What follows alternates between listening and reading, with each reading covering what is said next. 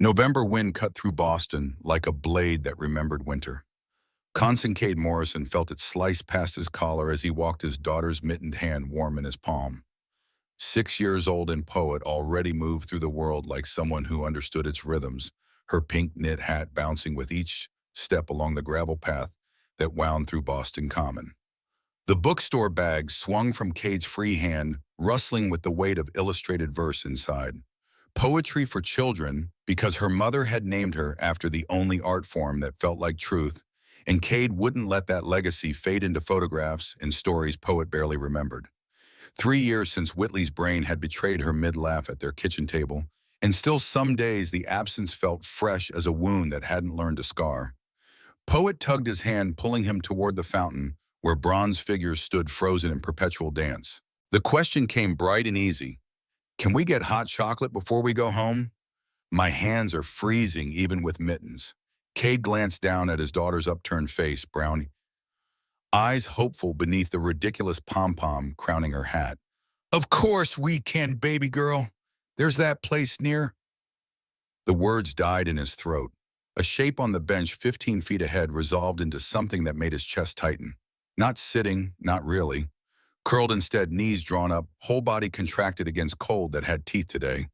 Multiple layers of clothing that might have been blue or gray or simply the color of too many unwashed days. Blonde hair matted into chunks that caught the weak November sun. Face hidden against drawn-up knees, but the shivering was visible even from this distance. Daddy Poet had stopped walking, following his gaze to the bench. Why is that lady sleeping outside? It's too cold for sleeping outside. Cade's throat felt tight. 35 years old, and he'd built Morrison Tech from late nights in his MIT dorm room, turned code into capital until the number in his account had more zeros than seemed real. He donated to shelters, signed checks for homeless initiatives, considered himself someone who cared. But caring from a distance and confronting human suffering directly, especially with his daughter's wide eyes watching, learning how compassion translated into action, those were different countries entirely. She might not have a home right now, sweetheart. Some people don't have places to live. Why not? The question held no judgment, only genuine confusion. In Poet's world of their Beacon Hill townhouse and private school and summer trips to Martha's Vineyard, homelessness was an abstract concept from books about sharing and kindness. It's complicated. Sometimes people lose their jobs or get sick, or things just go wrong in ways that are hard to fix. But everyone should have homes, even if they don't have jobs. You're absolutely right about that. Cade looked at Mr. Kim, their security detail, who stayed close enough to matter far enough to give them breathing room. The older man's expression stayed neutral, but his eyes tracked the figure on the bench with professional assessment. Wait here with Mr. Kim for a minute, okay? Are you going to help her? I'm going to see if she needs help. There's a difference, Oisfimon.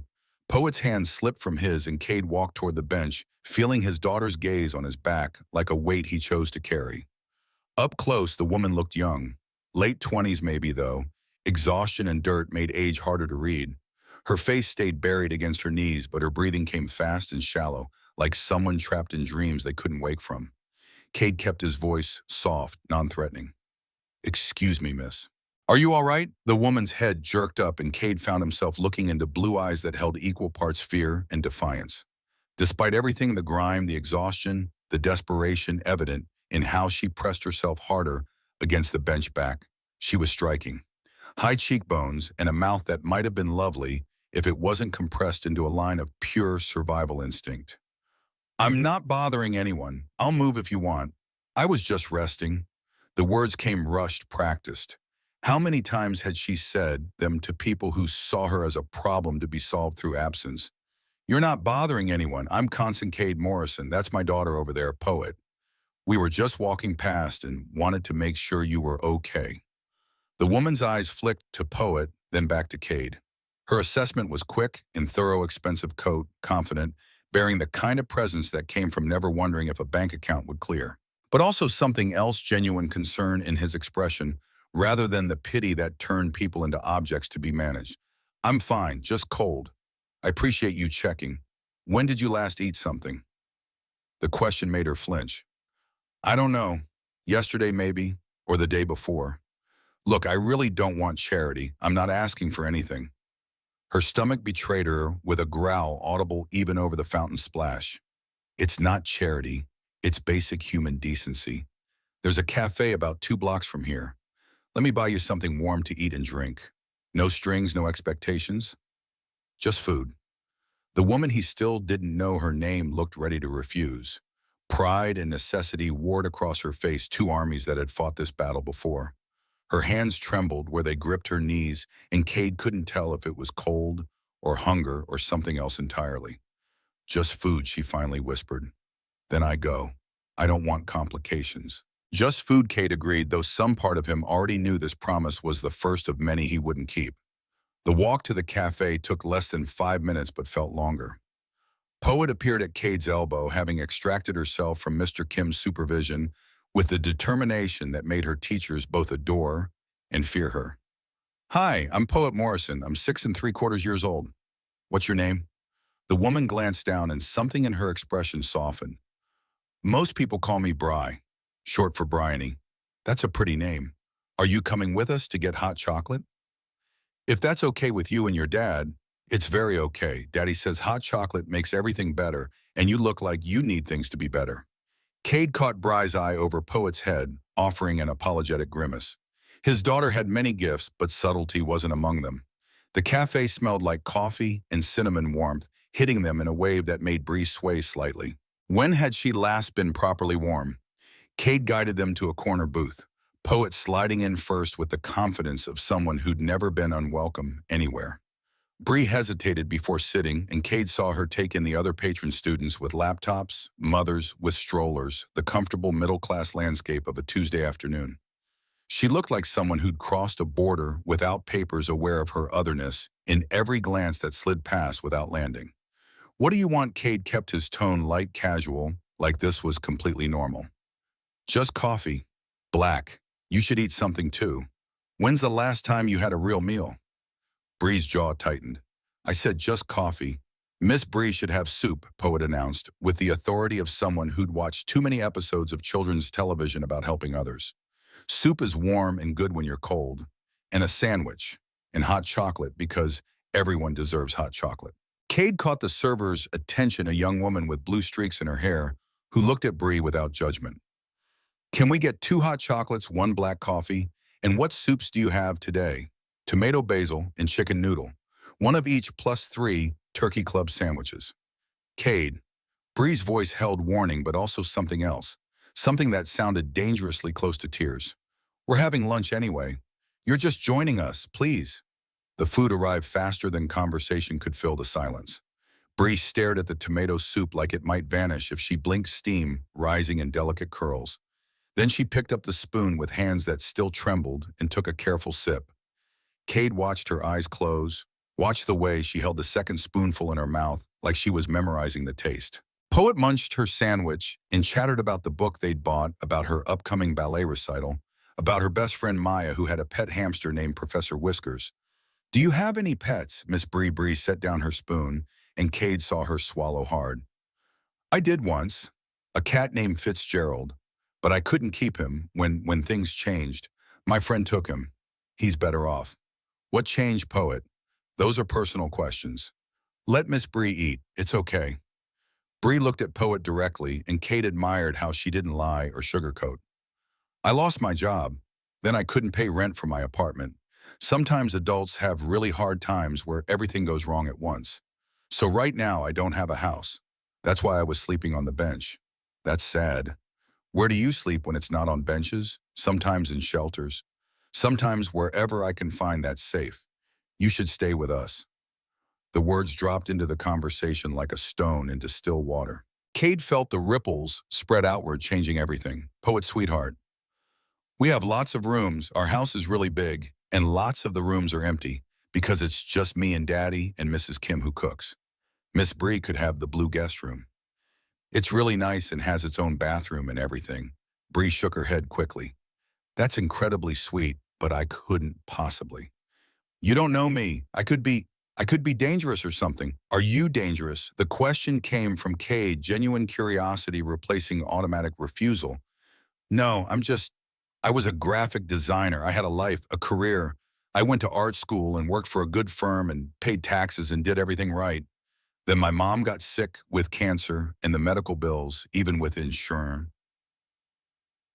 Insurance just kept coming, and I depleted everything trying to help her. And then she died anyway, and I got laid off in downsizing and missed rent, and everything just collapsed like dominoes, and her voice broke. Tears tracked through the dirt on her cheeks, and she wiped at them furiously with the back of her hand. I'm sorry, you've been so kind. I should go. This was a mistake. Or Cade heard the word leave his mouth before he'd fully thought through implications. But Poet was watching him with those eyes that saw everything, learning in real time what her father's values actually meant when tested. You could come home with us, just for tonight. Hot shower, real meal, safe place to sleep. Tomorrow we figure out resources, shelters with openings, programs that might help whatever you need. But tonight, let me help. Let us help. Why would you do that? You don't know anything about me. I know you're in crisis. I know I have resources. I know my daughter just read a book about the Good Samaritan and has been asking what it means to actually help people instead of just talking about helping. This teaches her that compassion means action. And what does it teach me? That rich people swoop in and save the day, that I should be grateful and not ask questions. The bitterness in her voice was earned, and Cade didn't flinch from it. It teaches you that sometimes accepting help is its own kind of strength. It teaches both of us something about trust. And honestly, it teaches me whether I'm actually the person I think I am or just someone who talks a good game. Bree looked at Poet, who had stopped eating, to watch this exchange with bright, focused attention. Your daddy's really nice, isn't he? He's the best daddy in the whole world. And he's sad a lot since mommy died, but he tries to hide it. But I think helping you would make him less sad. Is that weird?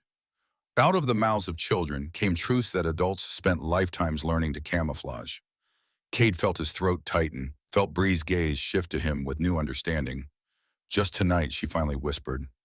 One night, then I'm gone. Just tonight, Cade agreed, knowing he was lying.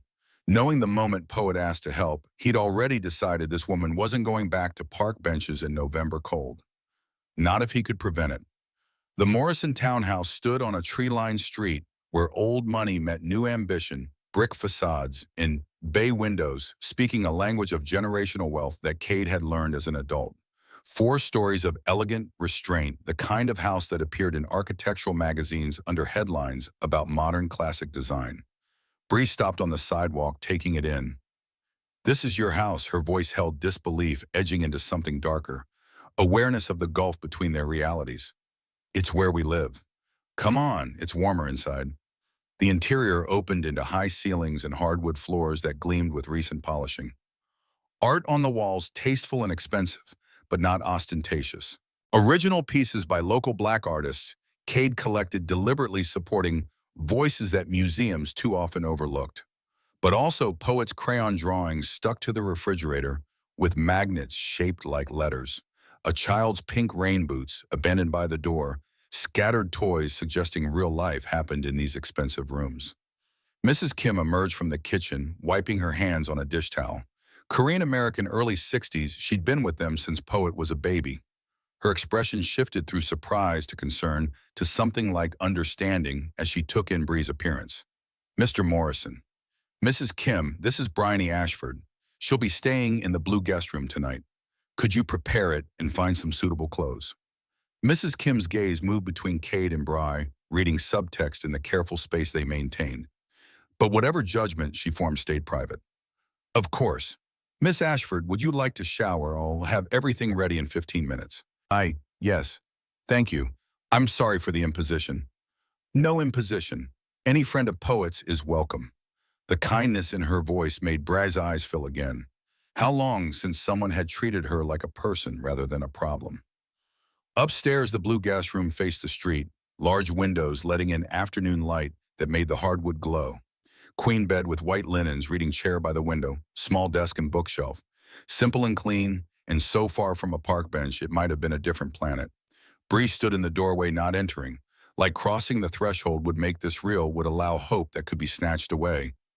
Showers through there. Kay gestured to the attached bathroom. Take your time.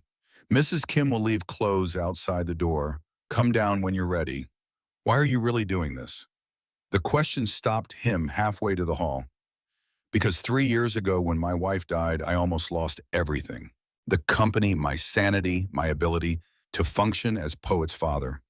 My own father forced me to accept help, made me see a therapist, took over bedtime routines, basically moved in for 6 months. He said pride was expensive and stupid. Someone helped me survive my worst moment.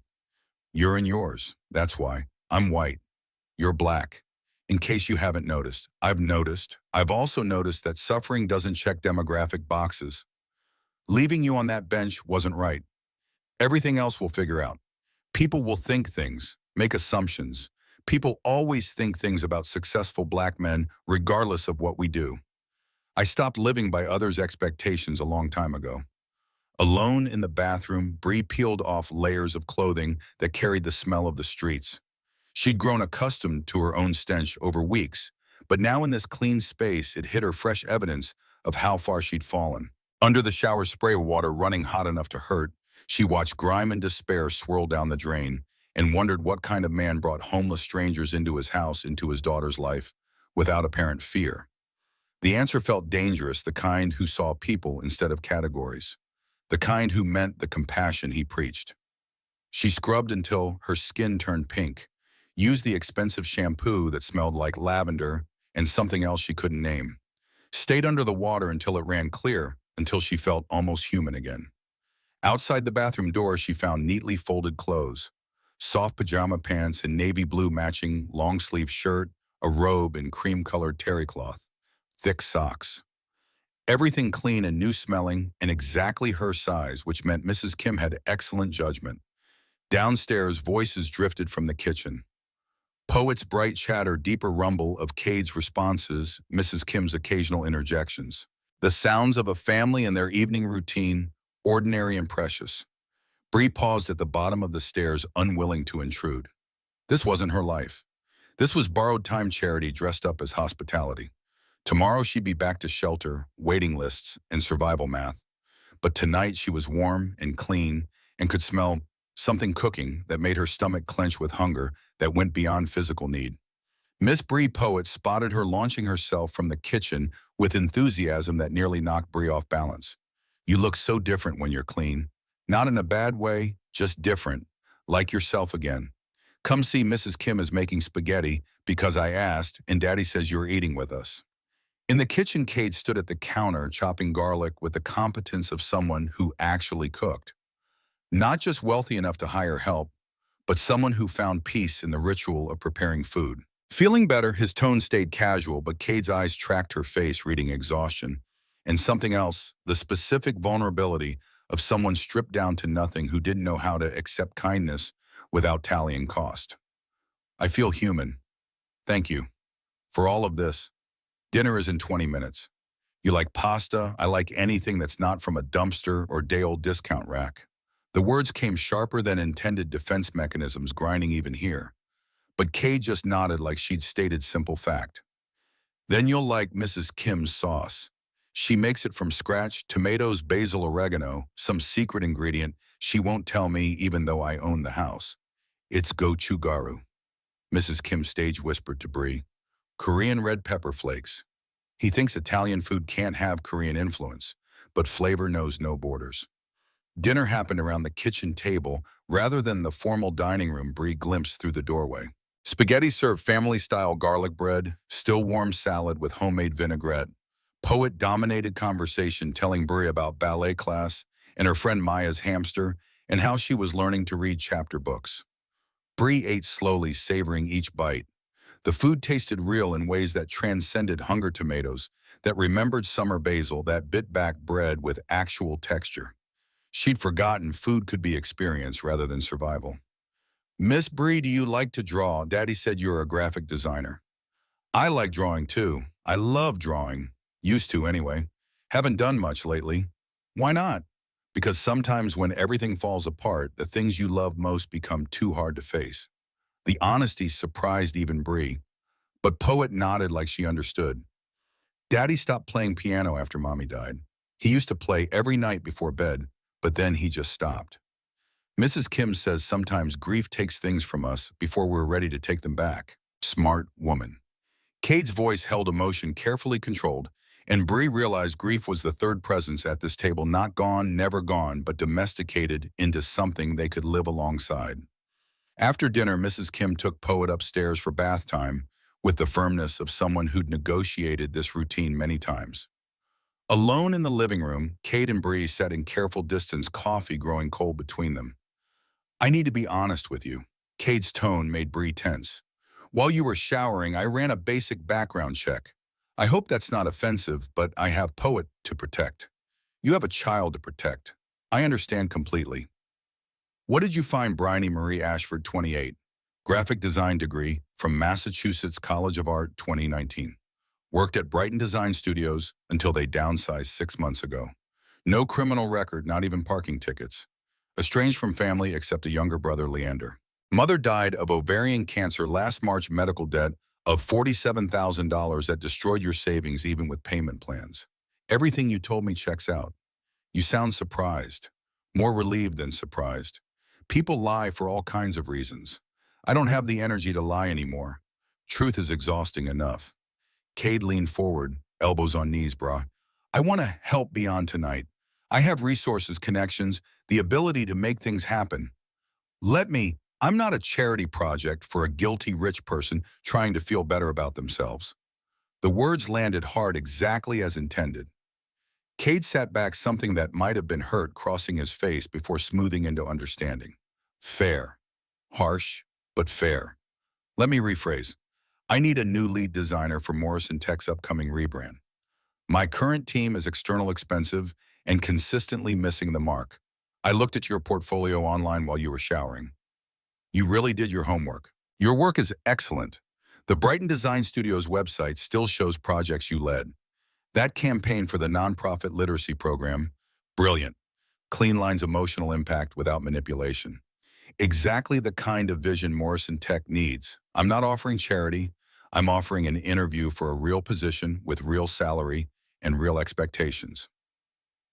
Interested? You're offering me a job after knowing me 3 hours. I'm offering you an interview after seeing your work. Whether you get the job depends on whether you can deliver. But yes, I'm willing to take a chance. And separately from employment, the guest room is yours while you get back on your feet. Consider it paying forward. Someone helped me once. Now I'm helping you. Who helped you? My father. When I started Morrison Tech, he invested his life savings, $40,000 from 30 years working warehouse jobs and driving Uber. Wouldn't take no for an answer, wouldn't accept being paid back even after the company succeeded. He said generational wealth means nothing if you don't share it forward. This is me sharing forward. Before Bree could form a response that captured the complicated gratitude expanding in her chest, small footsteps thundered down the stairs. Poet appeared in princess pajamas, purple with gold stars, looking distressed. Daddy, I can't find Whitley Bear anywhere. Her special stuffed animal worn soft from 3 years of desperate hugging, named after her mother in the way children turn beloved objects into totems against loss. Did you check under your bed? Yes, Daddy, and in the toy box and in the closet and everywhere. What if he's lost forever? Tears welled up, genuine distress over losing the one physical object that connected her to memories she barely retained. Hey, we'll find him together. Bears don't just disappear. Can Miss Bree help? She seems nice, and nice people are good at finding things. Poet's logic held the purity of someone who still believed the universe operated on moral principles. Nice people found lost things because that's what nice people did. Upstairs, Poet's room existed in shades of purple and white walls, painted soft lavender furniture, white with gold trim. Bookshelves overflowing art supplies scattered across a small desk bulletin board covered in drawings and photographs. Pictures of a beautiful black woman holding baby Poet, laughing at something off camera. More photos showing the same woman through what must have been Poet's first 3 years, the archive of a life cut short. Your wife was gorgeous. Bree kept her voice soft, aware she was treading on sacred ground. Inside and out, she was light. That's the only way to describe her. Pure light in human form. Poet doesn't remember her well. She was only 3 when the aneurysm hit. I try to keep the memories alive, but there's only so much a 6-year-old can hold. She knows you loved her mother. That matters more than specific memories. They searched systematically under the bed and the toy chest behind the curtains. Finally, Bree spotted brown fur wedged in the narrow gap between bookshelf and wall. Whitley Bear retrieved slightly dusty but intact. Poet clutched the stuffed animal with fierce gratitude. Thank you, Miss Bree. You're magic at finding things. Maybe you're magic at other things, too. After tucking Poet in with Whitley Bear secure under one arm, Kate and Bree returned downstairs. The question came without preamble, cutting through pretense. Why did you really bring me home? Most people would have given me $20 and walked away feeling virtuous. Kate was quiet long enough that Bree thought he might not answer. When he spoke, his voice carried weight of truth too heavy to fake. Because I was almost you. After Whitley died, I nearly lost everything. Depression swallowed me whole, couldn't focus on work. Barely managed basic parenting, just going through motions of existence. My father basically forced me to accept help. Moved in, took over when I couldn't function, made me see a therapist even when I insisted I was fine. He said pride was expensive and stupid, that everyone needs help sometimes. Someone helped me survive my worst moment. You're in yours. That's the only reason that matters. I'm white. You're black. In case you haven't noticed, wealthy black men bringing home struggling white women, society has opinions about that. Society always has opinions about black men, regardless of what we do. Too successful, and we must have had unfair advantages. Date white women, and we're betraying our race. Date black women, and people question if we married for status. I stopped living by racist expectations years ago. The question isn't what society thinks. The question is what's right. Leaving you on that bench wasn't right. People will think I'm using you, or that you're fulfilling some savior complex fantasy. People thought I married Whitley for her family connections. She came from old Boston money, the kind with trust funds and country club memberships going back generations. People thought I couldn't build a successful company without affirmative action quotas. People think a lot of things. I care about my daughter's well-being, maintaining my integrity, and helping when I can. Everything else is noise. You're either incredibly naive or incredibly brave. Probably both. Bree, stay. Take the interview. Take the job if the work proves you're right for it. Take the room while you stabilize. No expectations beyond basic respect and honesty. Deal. Bree looked at this man who seemed too good to be real successful, but humble, confident, but kind, offering help without obvious strings attached. Every instinct screamed this was too good to be true, that kindness always came with invoices she couldn't afford. But her alternatives were November streets and overwhelmed shelters in the slow erosion of dignity that came from invisible survival. 1 month. I'll stay 1 month, work on your rebrand project, save enough for a deposit on a new place. Then I'm gone. Back to independent living. 1 month. Kate agreed, though he already knew she was lying to herself. He'd seen determination in her eyes, seen how Poet had already claimed her. She wasn't going anywhere unless something forced her out. The first morning announced itself through Poet's enthusiasm rather than alarm clocks. 6 a.m. and small feet pounded down the hallway bedroom door, flying open without warning. Miss Bree, you're still here. Daddy said you were staying, but I thought maybe you'd leave anyway because grown-ups sometimes say things and then do different things, but you're here. The words came in a rush of relief so pure it hurt. Bree sat up in the comfortable bed, disoriented by sheets that didn't smell like mildew, by walls that held heat, by the simple miracle of waking up safe.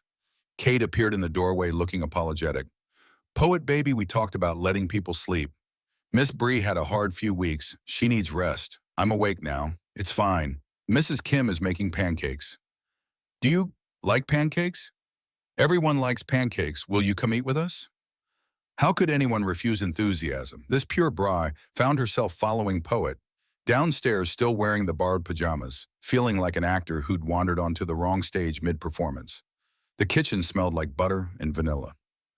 Sunday morning, despite it being Wednesday, Mrs. Kim worked at the griddle with practiced efficiency, pouring perfect circles of batter, while Poet narrated her entire schedule for the day. After breakfast, I have school, and then ballet, and then homework, and then maybe we can play. Do you like playing? Yeah, I like playing. We could do puzzles, or I could show you my rock collection, or we could read books together. Sweetheart, Miss Bree might have her own things to do, but she's staying with us. That means we can do things together. The logic held innocence that hadn't yet learned about boundaries. In Poet's world, People who lived in your house became automatic friends, playmates, family. Over pancakes that tasted like childhood memories Bree couldn't quite place. She watched Kate and Poet's morning routine. The way he checked her backpack, braided her hair with competence that spoke of 3 years' practice, reminded her about library books due Friday. Single parenting done with grace that came from necessity rather than choice. Daddy, can Miss Bree come to my school presentation next Friday? We're doing family trees and I want to include her. Kate's fork paused midway to his mouth. Sweetheart, Bri isn't family. She's our guest. But she's staying with us. That's like family. Right, Miss Bree? It's very sweet of you to include me, but your daddy's right. I'm just a guest who's staying temporarily. You're not just a guest. You're our friend. Daddy says friends are the family we choose. So I'm choosing you. The declaration held finality that allowed no argument. Cade met Bri's eyes over Poet's head, offering a grimace that said, "Welcome to parenting a strong-willed 6-year-old." After Poet left for school with Mr. Kim, who also served as driver and daytime security, the house settled into quieter rhythms. Cade worked from his home office, video calls and spreadsheets in the machinery of running a tech company worth 9 figures. Bree sat in the living room with coffee gone cold, trying to process the surreal reality of her situation. 24 hours ago, she'd been sleeping on a park bench. Now she sat in a millionaire's house, wearing borrowed pajamas and drinking gourmet coffee from expensive mugs. Mrs. Kim found her there staring into space. More coffee? No, thank you. I don't know what I should do, actually. Maybe start with basic things. You need clothes, toiletries, your belongings if you have any stored somewhere. Mr. Morrison said to tell you he'll drive you wherever you need to go after his 10 o'clock call finishes. He doesn't have to do that. I can take the tea. You could, but he wants to help. Letting people help is its own kind of strength. The words echoed what Kate had said yesterday. Bree wondered if they'd rehearsed or if kindness just naturally aligned with itself. At 10:30, Kate emerged from his office wearing casual clothes that probably cost more than Bree's entire pre-homeless wardrobe. Ready, the storage facility in Dorchester looked shabby in daylight, chain-link fence, and concrete blocks that promised security through bleakness. Bree's unit was 5 by 10, the smallest available, holding everything she'd salvaged when the eviction notice's deadline arrived. Cade helped her carry boxes to his Tesla actual electric car that probably cost more than 2 years of her former rent. 6 boxes total, her entire life packed into less space than most people's closets. This is depressing. Her voice came flat, all emotion carefully managed. This is temporary. Bri, you're educated, talented, young, and resilient. This setback doesn't define you. Easy for you to say from your Tesla. I grew up in Roxbury projects with a single father working 3 jobs to keep us fed. Started my company with $5,000 saved from working night shifts at MIT's computer lab. Failed 2 startups before Morrison Tech succeeded. The Tesla came after years of ramen noodles and sleeping in my office. Don't assume my success was easy or unearned. Bree looked at him, really looked, and saw past the expensive car and confident bearing to the person underneath. Someone who'd climbed from nothing to something through sheer determination and whatever combination of talent, timing, and stubborn refusal to quit that separated success from failure. I'm sorry, that was presumptuous and unfair. It's okay. Most people see Black success and assume luck or affirmative action or sleeping with the right people. I've spent my career proving I belong in rooms that don't expect me. You don't need to prove anything to me. I already see your potential. The Target stop felt strange shopping for basics with someone else's credit card. Kate had insisted calling it in advance on her first paycheck, though no contract existed yet. Toothbrush and shampoo and deodorant, underwear and socks, 2 pairs of jeans and several shirts. The necessities of someone rebuilding life from absolute zero. At the register, Kate handed over his Black American Express without looking at the total. I'll pay you back. Every cent. I know you will. But right now, just accept the help. Back at the townhouse, Bree unpacked her boxes in the blue guest room that was already starting to feel less temporary. Clothes hung in the closet, toiletries arranged in the bathroom.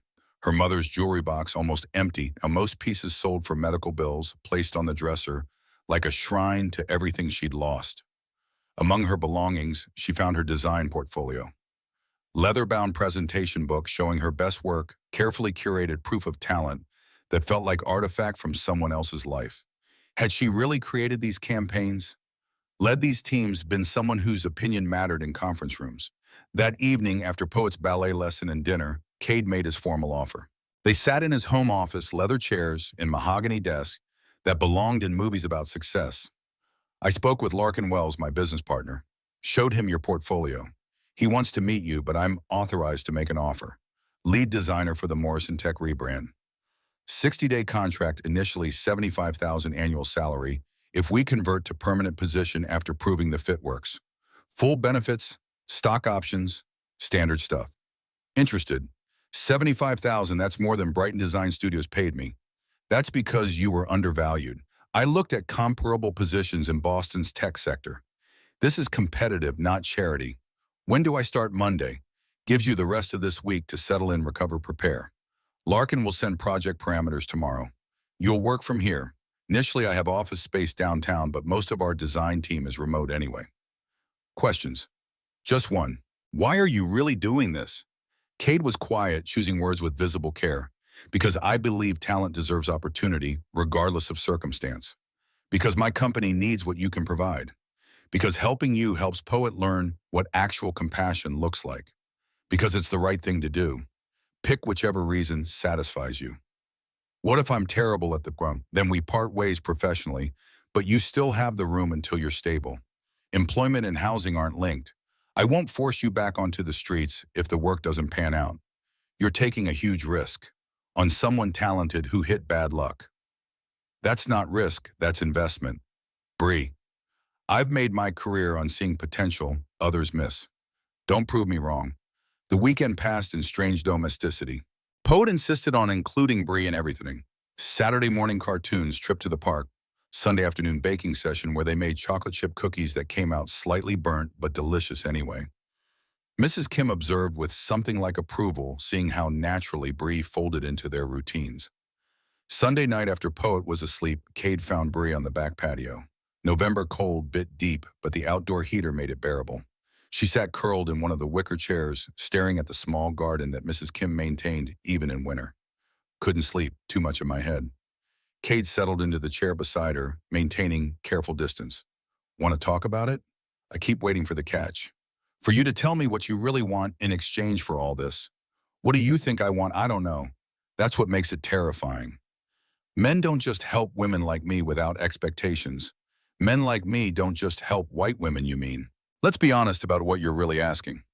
The directness made Bree flinch, but Cade's tone held no judgment. I was married to a black woman I loved more than breathing. When she died, I could barely function.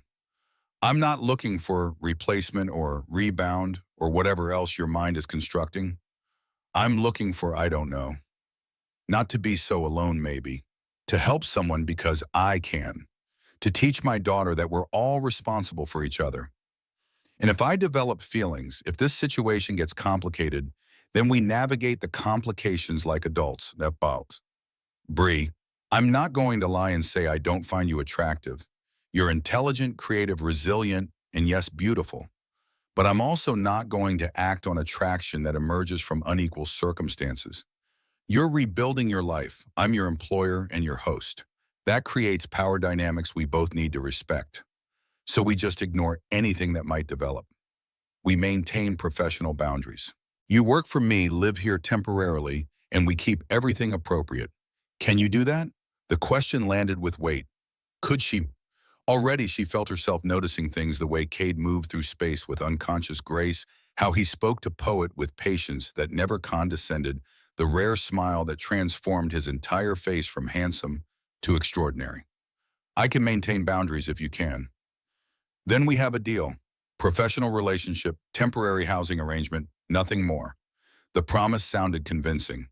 They both believed it in that moment, sitting under stars that barely showed through Boston's light pollution. Neither acknowledged the lie they were telling themselves. Monday arrived with the weight of new beginnings. Bree woke early, dressed in new clothes that still felt foreign, came downstairs to find Cade already in his office. He'd left a note on the kitchen counter, project files in your email. My office is yours 10 to 2 while I'm in downtown meetings. Make yourself at home. See, The project brief was comprehensive. Morrison Tech wanted complete rebrand, new logo, color scheme, website design, marketing materials, everything. Their current aesthetic felt dated, corporate, indistinguishable from dozens of other tech firms. They wanted something that communicated innovation while remaining accessible, that appealed to enterprise clients while not alienating smaller businesses. Bree opened her design software for the first time in months and felt something loosen in her chest. This was familiar territory, the place where she still knew who she was. Colors and shapes and negative space language. She spoke fluently even when everything else had become foreign. She worked through morning, losing herself in the creative process that had always felt like meditation. Sketching initial concepts, playing with typography, building mood boards that captured different directions they could explore.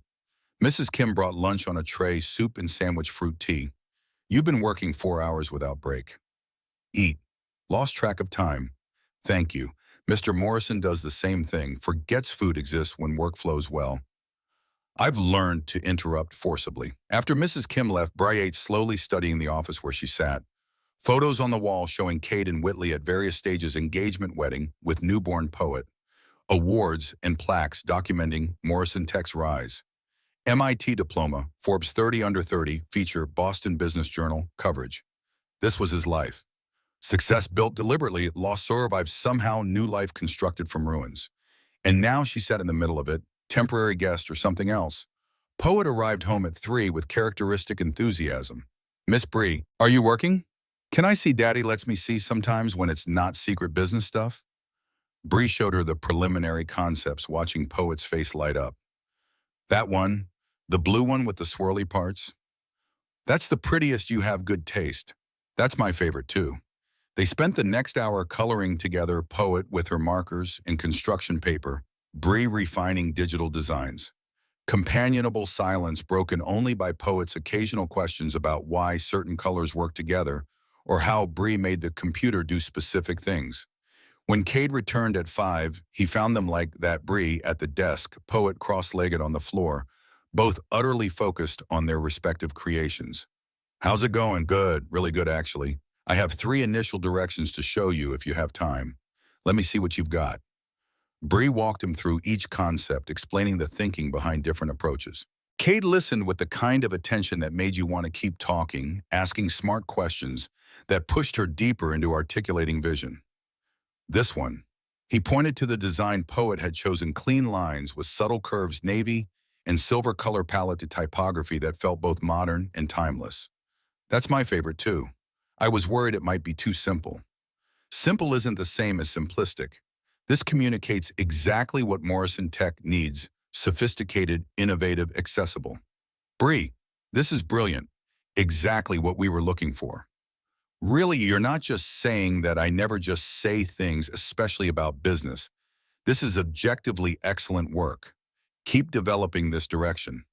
The validation felt like water after drought. Bree had forgotten what it felt like to be good at something, to have talent that mattered. That night at dinner, Poet announced, Miss Bree made the prettiest designs today.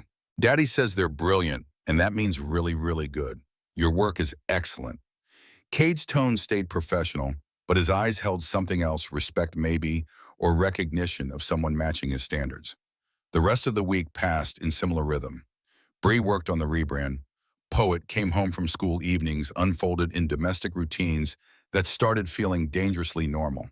She helped with homework, read bedtime stories when Cade had late calls, learned the household's patterns like someone who lived there rather than someone passing through.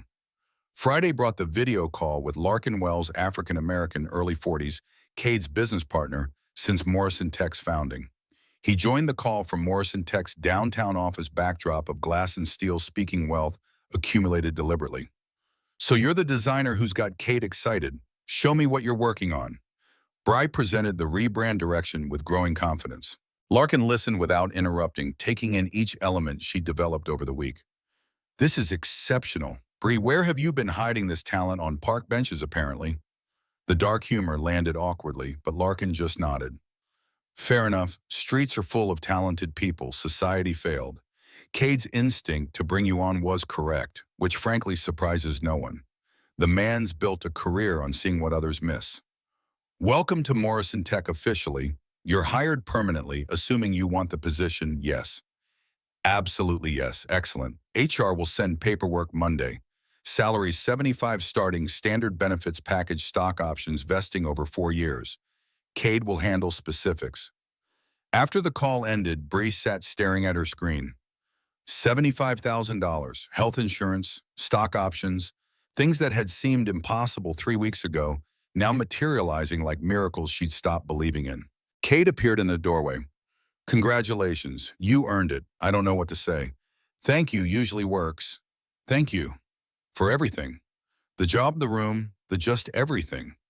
You did the work. I just provided the opportunity. But that night, lying in the blue guest room that was starting to accumulate her belongings, Bree couldn't sleep.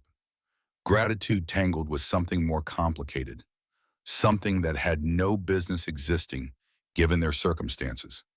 She found herself thinking about Cade in ways that went beyond appreciation, how his hands moved. When explaining concepts, the rare smile that transformed his careful professional expression, the way he spoke to Poet with patience that never broke. This was dangerous territory. She couldn't develop feelings for her employer, her host, the man whose generosity had saved her from streets. The power dynamics alone made it inappropriate, but beyond that lay something worse. The certainty that someone like Cade Morrison, successful, sophisticated, still grieving a beautiful wife, couldn't possibly see her as anything but a charity project. So she forced the thoughts down, built walls around feelings that had no right existing, and promised herself she'd maintain the boundaries they'd agreed upon. She had no idea how badly she was already failing. The weekend brought Poet's ballet recital. Bree had offered to give the family their own event, but Poet had insisted with tears threatening until Cade surrendered. You have to come, Miss Bree. I'll be too nervous if you're not there watching. You make me brave. How could anyone refuse that? The recital happened in a small theater in Cambridge full of proud parents and fidgeting children. Bree sat between Cade and Tavish, Cade's father, who'd driven up from Providence to see his granddaughter perform.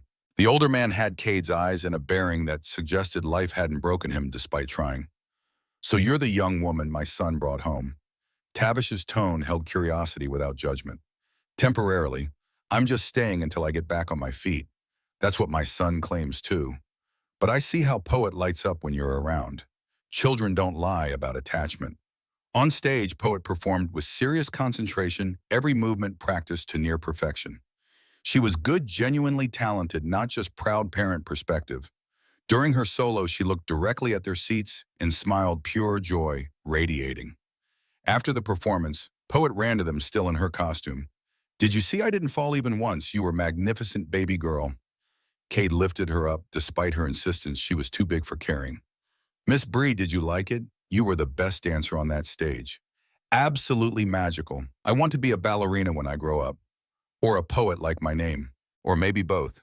You can be anything you want. That's what Daddy says too. You and Daddy think the same things a lot. The observation landed with more weight than Poet intended. Tavish caught Bree's eyes, something knowing in his expression. Later, while Poet changed, Tavish and Bree found themselves alone in the lobby. My son's been alone too long. Since Whitley died, he's been surviving instead of living. Going through motions for Poet's sake, but not actually feeling anything. Until you. I see him laugh again. Real laughter, not performance.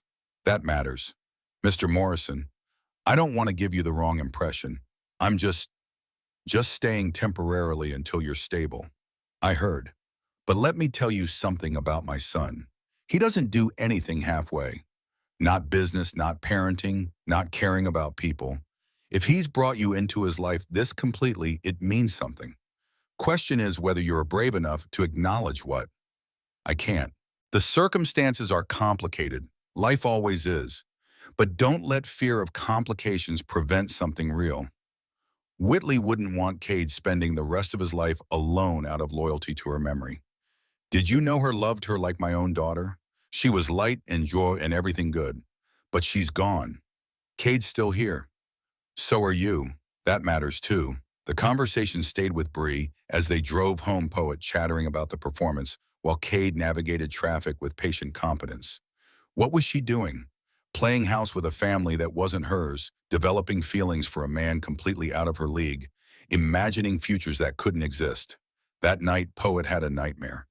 Bree woke to crying down to the hall, heard Cade's door open, footsteps heading to his daughter's room. She should have stayed in bed, let them handle it privately. Instead, she found herself at Poet's door, watching Cade sit on the bed and gather his daughter close. Shh, baby girl. Daddy's here. What was the dream? Mommy was leaving, and I was trying to follow her, but I couldn't reach, and she just kept getting farther away, and then she was gone, and I couldn't remember her face anymore. The words tore at something deep. This was what grief looked like when you were 6, fear of forgetting the person you lost, terror that memories would fade until nothing remained. Mommy's not really gone. She's in your heart always, and I have so many pictures and videos we can look at whenever you want to remember her face. But what if I forget what her voice sounded like? The pictures don't have her voice. Cade's throat worked visible, struggled to maintain composure. I have videos with her voice. We'll watch them tomorrow. I promise you won't forget. Can Miss Bree stay too? She makes the sad less sad. Both adults turned to find Bree in the doorway. Cade's expression held complicated emotion. Gratitude, concern, something else she couldn't name. Of course I'll stay if you want. They ended up in Poet's bed together, the child between them reading stories until she fell asleep. Bree and Cade stayed like that longer than necessary, neither moving, both aware of the intimacy of this moment. Two adults protecting one child's dreams, looking like family, they weren't. Finally, carefully, Cade extracted himself without waking Poet. In the hallway, he kept his voice low. Thank you. You didn't have to do that. She needed comfort. I was awake. Bree, we're getting into complicated territory. Poet's getting attached. If you leave when I leave, she corrected. When, not if. I'm still looking at apartments. Are you? Because I haven't seen you checking listings or contacting landlords. The challenge hung between them. Was she really planning to leave or just pretending while letting life happen around her? I have the job now. Steady income. I can afford a place. But you like it here, not a question, a statement.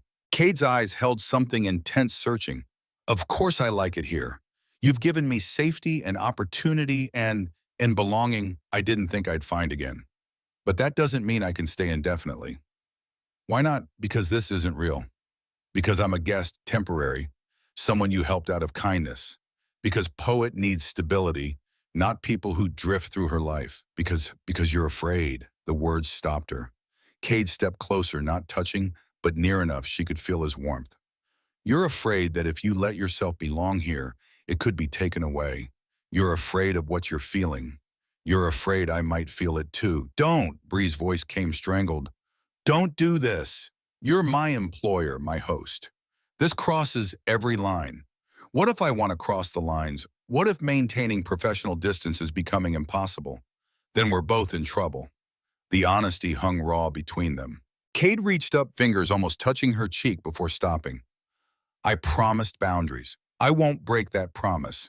But Bree, you need to know, having you here, watching you with Poet, seeing you rebuild yourself with so much strength, it's changing something in me. I'm not asking you to respond. I'm just being honest. You can't say things like that. Why not? Because I'm white, you're black, your wife was black, and I'm still technically homeless without your charity. Because every power dynamic is skewed. Because society will think I'm using you or you're fulfilling some savior fantasy. Because this is complicated in ways that hurt people. Or maybe it's just two people finding connection despite circumstances. Maybe the complications don't matter as much as what's real. What is real, I don't know yet. But I'd like to find out if you're willing. Bree wanted to say no, wanted to maintain the safety of clear boundaries. Instead, she heard herself whisper, 1 month. Give me 1 month to save enough for my own place, establish independence. Then we can talk about what might be possible without power dynamics coloring everything. 1 month, Kate agreed. Then we stopped pretending we're not feeling this. The third week brought Hudson Tate into their lives like poison in clean water. Morrison Tech's primary competitor, Hudson had history with Cade going back to their MIT days, mutual dislike, calcified over years of business rivalry. The encounter happened at a tech networking event downtown. Cade had brought Bride to introduce her to industry contacts, help her rebuild professional networks, destroyed by homelessness. She wore a dress borrowed from Mrs. Kim, simple black sheath, that somehow fit perfectly and tried to project confidence she didn't fully feel. Hudson spotted them across the room, made a beeline over with the predatory focus of someone who smelled weakness. Cade Morrison. Still winning through charm and privilege, I see. Hudson. Good to see you too. Cade's tone stayed neutral, but his body language shifted subtly protective alert. And who's this? Let me guess. New hire. You've always had a talent for finding diamonds in rough places. Bryony Ashford, lead designer for Morrison Tech's rebrand. Bree kept her voice professional, extending a hand. Hudson shook with assessing eyes. Interesting. Tell me, how did you land such a position? Morrison Tech typically hires from top firms. Talent, actually. Novel concept. Or proximity. I hear you're living in Morrison's house.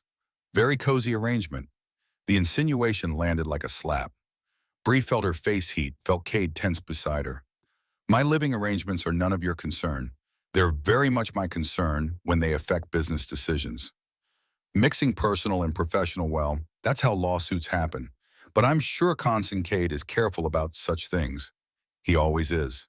The emphasis on always carried implications too ugly to address in public. Hudson smiled like he'd scored points in a game only he was playing. Enjoy your evening. I'm sure we'll be seeing more of each other. After Hudson walked away, Bri found herself shaking with rage and humiliation. He's right. People are going to think I slept my way into this job. Hudson's an asshole who makes his living tearing down others' success. Don't give him that power. Easy for you to say. Your reputation survives gossip. Mine doesn't. They left the event early, driving home in silence that felt heavier than words. In the townhouse, Poet already asleep, they sat in the kitchen while tension knotted between them. Maybe I should move out, find a different job, clear the air before gossip becomes narrative. Run away. That's your solution. It's self-preservation. It's letting Hudson Tate win. Bree, if you want to leave because you truly want to, I won't stop you. But don't leave because some racist, sexist competitor tried to weaponize our relationship. Relationship. We don't have a relationship. You're my employer and host. The words came sharper than intended defense mechanism, grinding even here. Cade flinched, something that might have been hurt, crossing his face. Right. Professional arrangement. Temporary housing? Nothing more. Cade. No, you're correct. Let's maintain clarity. I'll draw up formal employment paperwork this week, make everything official. You work for Morrison Tech. You rent the guest room at market rate, everything properly documented. Will that satisfy your need for independence? That's not what I meant, isn't it? You've been looking for exit strategies since you arrived. Every time things get comfortable, you remind everyone this is temporary. Maybe you should take your own advice and actually leave instead of hovering in this liminal space. The anger in his voice was new, and Bree realized she'd hurt him without meaning to. Or maybe meaning to, using cruelty as protection against feelings she couldn't afford. I'm sorry, that came out wrong. Did it, or did it come out exactly how you feel? Cade stood face carefully neutral. I'm going to bed. We'll discuss logistics in the morning. Alone in the kitchen, Bree put her head in her hands and tried not to cry. She was ruining everything good that had appeared in her life through her own fear and inability to accept kindness without tallying cost. But wasn't that wisdom? Wasn't protecting herself against inevitable hurt? Just smart survival strategy. The problem was she'd already failed at protection. She'd already fallen for Cade Morrison despite every rational reason not to. Fallen for his kindness and integrity, for how he loved his daughter, for the way he saw her as a person rather than a problem. And falling when you had nothing was the most dangerous thing you could do. The fourth week brought clarity through crisis. Poet's teacher requested another meeting, concerns about the 6-year-old's family situation affecting classroom behavior. Mr. Morrison, Poet's been telling classmates that Miss Bree lives with you now. She drew a family portrait in art class, her and Miss Ashford. There's no mention of her late mother. I'm concerned about attachment to someone temporary. Marina Voss spoke gently but firmly, teacher who'd seen too many children hurt by adult complications. I'm concerned too, but Miss Voss Bryony has been good for Poet.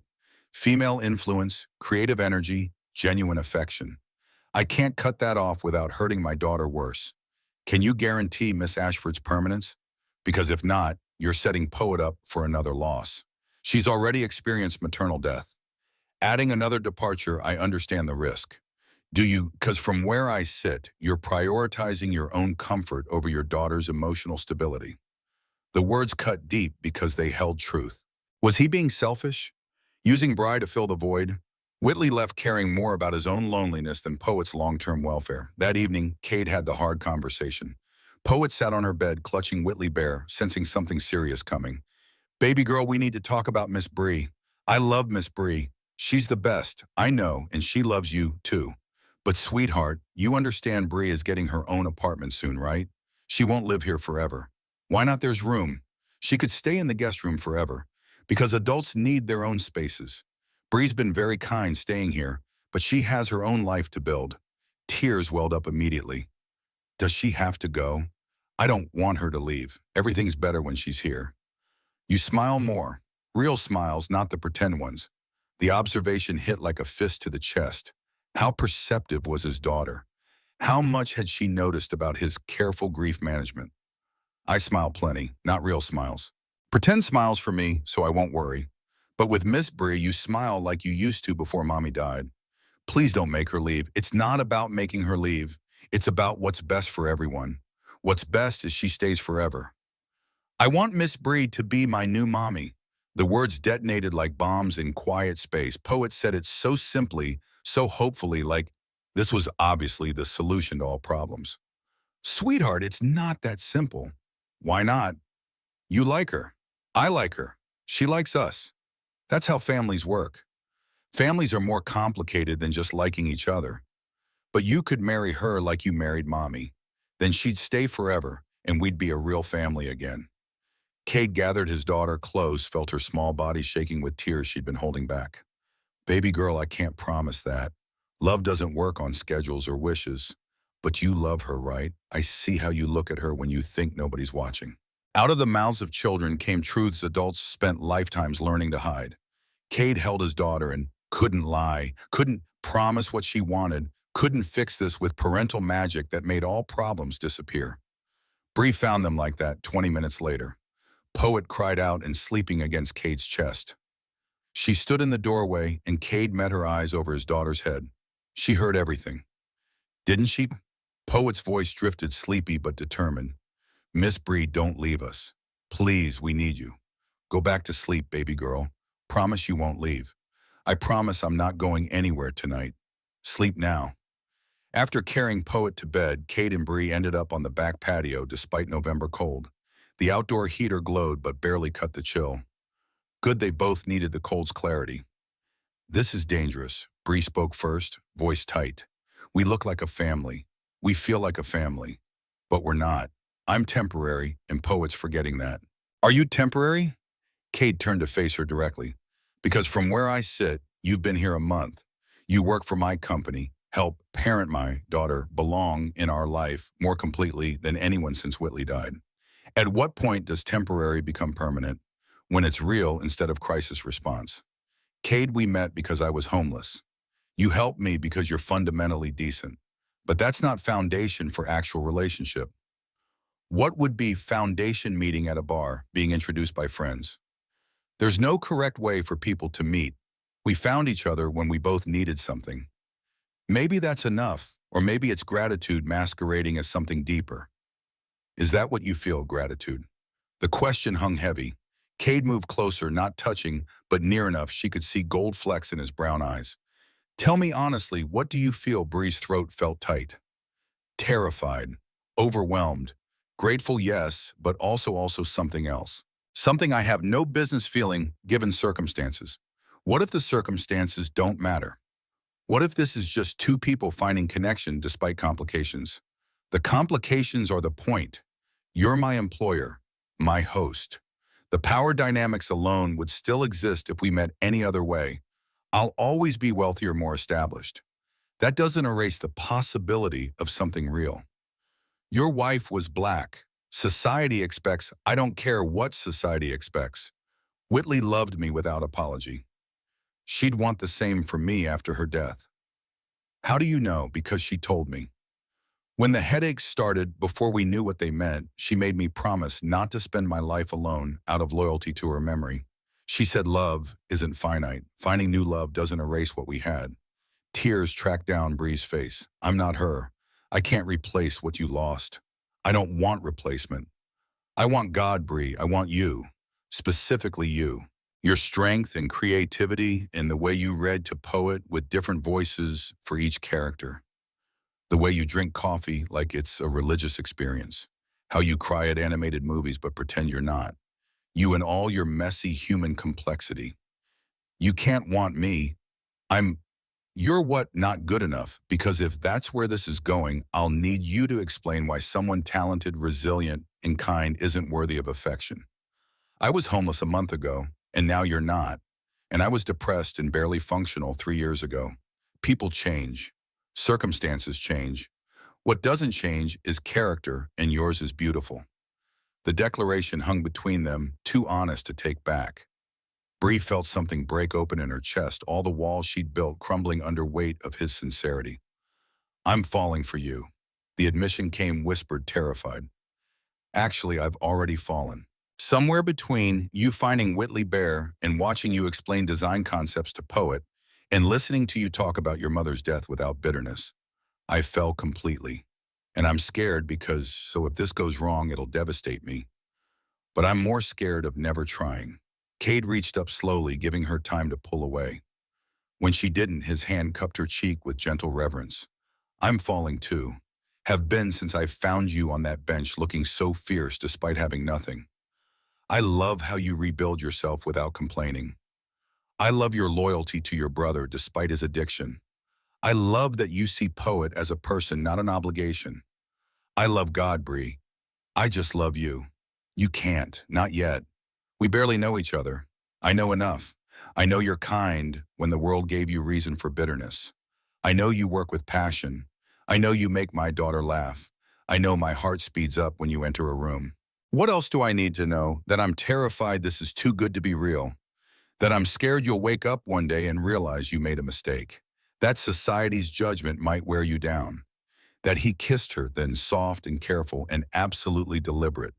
Bree froze, then melted, then kissed him back with 3 weeks of denied wanting. His hand moved to her hair. Her arms wrapped around his neck, and for one perfect moment, nothing else existed except this connection she'd tried so hard to deny. When they finally broke apart, both breathing hard, Cade rested his forehead against hers. Still think this isn't real. I think we're crazy. Probably. But I've spent 3 years being careful and lonely. I'm done with careful. Bree, stay, not as a guest or employee. Stay because you want to, because this matters, because we might be building something beautiful if we're brave enough to try.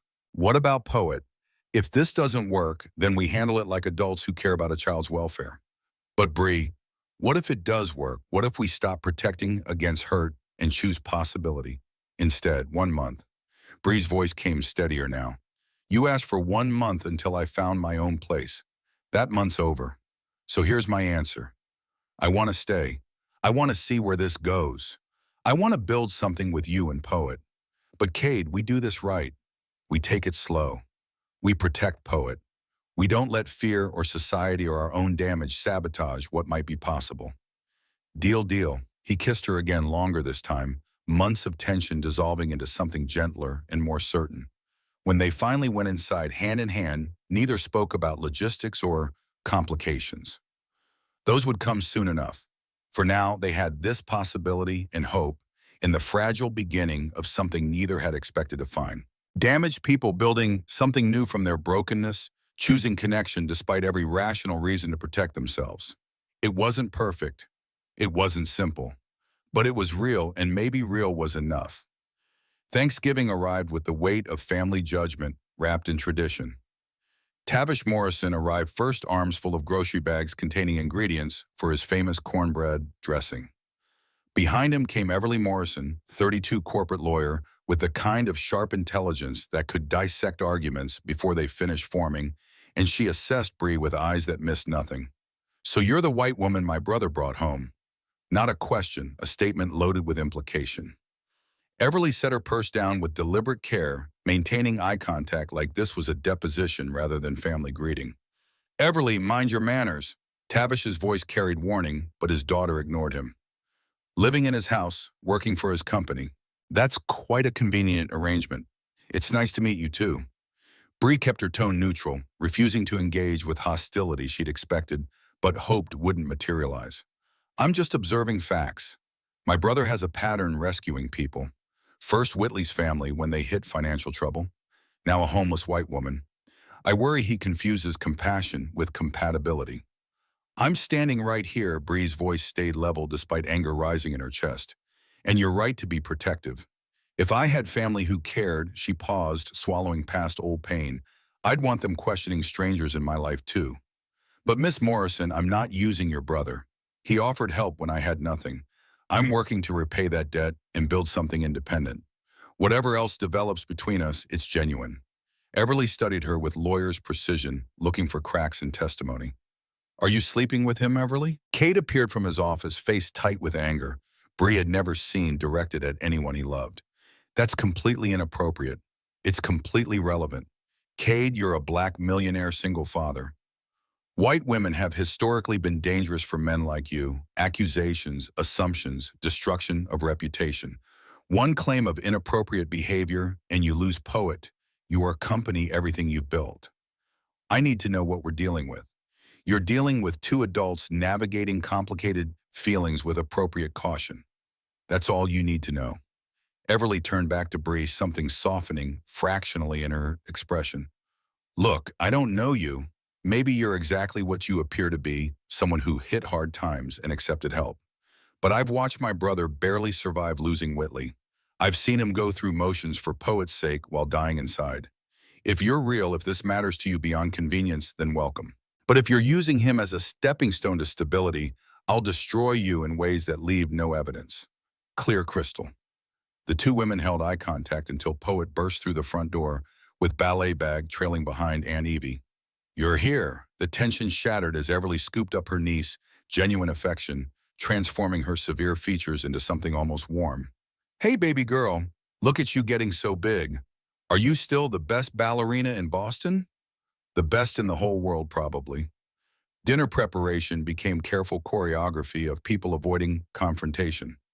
Tavish claimed the kitchen producing dishes with the efficiency of someone who'd fed families on tight budgets for decades.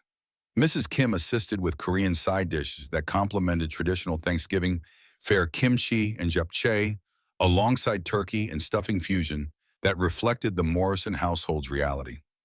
Bree helped, where allowed, feeling Everly's gaze tracking her movements. Every interaction with Cade, every moment with Poet, assessed and cataloged for later judgment. Miss Bree, can you help me set the table? Daddy says we need fancy plates for Thanksgiving. Of course. They worked together arranging china that probably cost more than Bree's entire former life. Poet chattering about what she was thankful for this year. I'm thankful for you, Miss Bree, and for Daddy not being so sad anymore, and for Professor Whiskers, even though he's Maya's hamster, not mine, and for the list continued with 6-year-old logic that assigned equal importance to people and pets and chocolate chip cookies. When they finally sat down to eat, Tavish insisted on saying grace. His prayer held weight of someone who'd lived through genuine hardship. Lord, we're grateful for this food, this family, and the unexpected blessings that arrive when we're brave enough to help strangers. We're thankful for second chances and new beginnings. We remember those no longer with us, Whitley especially, and we're grateful for the love that continues even after death. Amen. Amen. The word came from everyone except Everly, who simply picked up her fork with expression that suggested prayers were nice, but changed nothing. Poet dominated early conversation, oblivious to undercurrents. But as the meal progressed and wine flowed more freely, Everly's concerns surfaced again. So, Bryony, what's your long-term plan here? Stay indefinitely, marry my brother, become Poet's stepmother. Everly, that's enough, Kate's voice held warning. She ignored. It's okay. Bree set down her fork, meeting Everly's challenge directly. Miss Morrison, my plan is to save enough for my own place. I'm looking at apartments now, should move out by January. As for anything beyond professional relationship with Cade, we're figuring that out like adults do. I'm aware of complications. Believe me, I lie awake cataloging them. Are you? Because from where I sit, you're living a Cinderella fantasy. Poor white woman rescued by wealthy black prince. That's a problematic narrative with ugly history. It is. Bree agreed without flinching. Believe me, I'm aware. But Miss Morrison, your brother didn't rescue me as some savior fantasy. He helped because his daughter asked him to because he's fundamentally decent. I'm grateful and I'm trying not to take advantage of that decency. That's all I can offer. Something shifted in Everly's expression, not quite approval, but recognition of honest answer rather than defensive deflection. After dinner, while Poet showed Tavish her rock collection upstairs, Everly cornered Cade in his study. Can we talk privately? Her tone suggested this wasn't optional. Cade closed the door. Go ahead. Are you sleeping with her? That's none of your business. But no, we've barely acknowledged feelings exist. We're taking things slow specifically because of the complications you keep throwing in my face. Good. Keep it that way until she moves out. Create separation between personal and professional. Protect yourself legally and emotionally. Or I could live my life without constant fear of worst-case scenarios. Cade, you're a black man with wealth and a white female employee living in your house. Every power dynamic is skewed. How can you know her feelings are real versus survival instinct? I can't know with certainty. But I can't live in fear either. You're right that our racial difference creates complications. You're right that power imbalances exist. But does that mean connection can't be genuine? That I'm supposed to stay alone forever because helping someone might develop into something more? And Poet, what about her? Everly's voice softened slightly. She's calling Bryony Miss Bree like she's permanent fixture. What happens when this ends? You'll break her heart along with yours. What if it doesn't end? What if this is real and we're building something that lasts? That's a massive gamble with your daughter's emotional welfare as stakes. Living is a gamble. Loving is a gamble. I already lost. Whitley learned firsthand that nothing's guaranteed. Should I teach Poet to never risk connection because it might end badly? Or should I model taking chances on people when it feels right? Everly studied her brother with expression mixing concern and reluctant understanding. You really care about her. I really do. And she cares about you. This isn't just gratitude. I think so. Hope so. We're figuring it out, his sister sighed, tension draining slightly. Then I need to know she's serious, that she's not going to bail the moment something better comes along or circumstances get difficult. Because Cade, you don't recover well from loss. Whitley's death nearly destroyed you. If Bryony leaves after Poet's fully attached, I know the risks. I'm choosing possibility anyway. Downstairs, Bree helped Mrs. Kim clean up while Tavish kept Poet occupied. The older man found Bree alone in the kitchen, hands deep in soapy water. My daughter means well. She's protective. I respect that. She's also wrong about you. Tavish handed Bree a dish towel. I've watched people my whole life had to working jobs where reading situations meant survival. You're not using my son. You're terrified of hurting him, which is why you keep mentioning leaving. But Bryony, let me tell you something. I've watched Cade since his wife died. He's been surviving, not living. Until you. I see life in his eyes again. That matters more than complications. Mr. Morrison, I don't want to hurt him or Poet, but what if I'm not enough? What if society's judgment wears him down? What if you stop borrowing trouble and just see what happens? Life's too short for that many what ifs. The weekend after Thanksgiving brought unexpected crisis. Saturday afternoon, while Cade was at downtown Morrison Tech office and Poet was at a classmate's birthday party, the doorbell rang. Bree opened it to find a young man who looked like a worn version of herself. Blonde hair, blue eyes, but hollow in ways that spoke of chemical dependency rather than simple exhaustion. Leander. Her brother's name came out strangled. Bree, it's been a while. What are you doing here? You're supposed to be in sober living. It wasn't working. I left. But I have a job opportunity. Just need help with deposits. $500 and I'm set. No, Lee. Every time I've given you money, it goes to drugs. I can't enable anymore. Enable? I'm your brother. Our parents are dead. You're all I have. He pushed past her into the foyer, taking in expensive surroundings with mixture of awe and resentment. Nice setup, really nice. Guess homelessness worked out for you. I'm working. I have a job. Right? And living in mansion with he saw Cade's family photos on the wall with a black millionaire. You always did want to climb social ladders. Get out, Lee. I love you, but you need treatment, not money. I need help from my only family. His voice rose, desperation mixing with rage that came from withdrawal or getting high, or both. And you're too busy playing house with strangers to care about blood. That's not fair. Fair, you abandoned me after Mom died. Left me alone with grief and medical bills, while I didn't abandon you.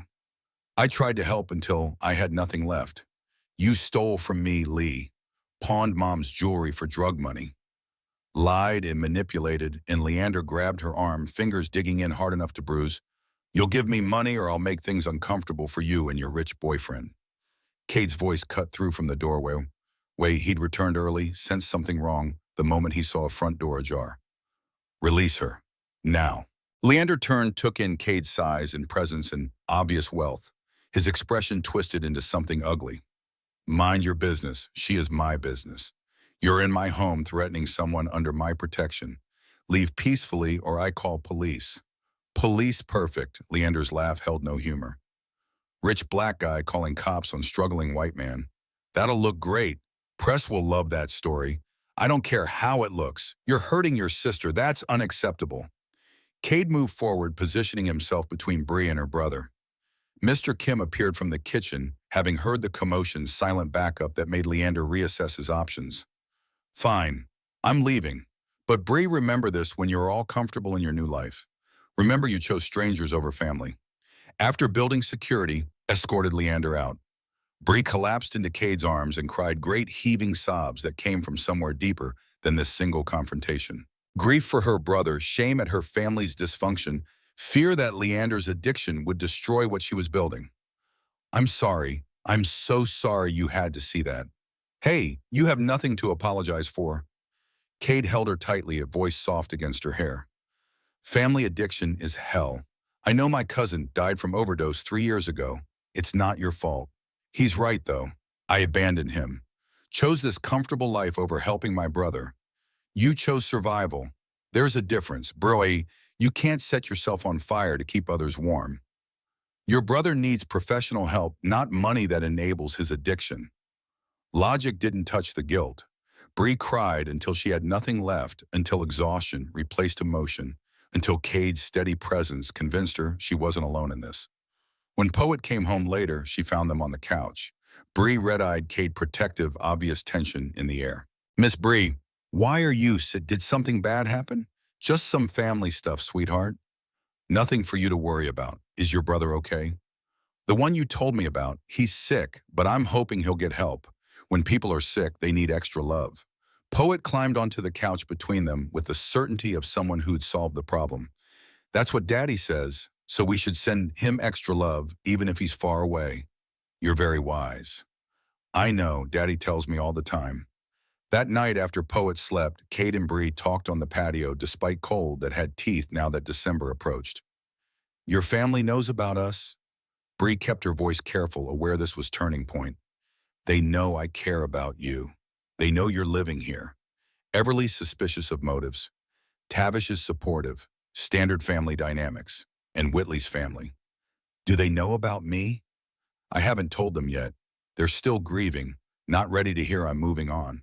Are you moving on? The question hung between them, weighted with everything they'd been dancing around. I'll always love Whitley. She's Poet's mother, my first love. But Bree, there's room in my heart for you too.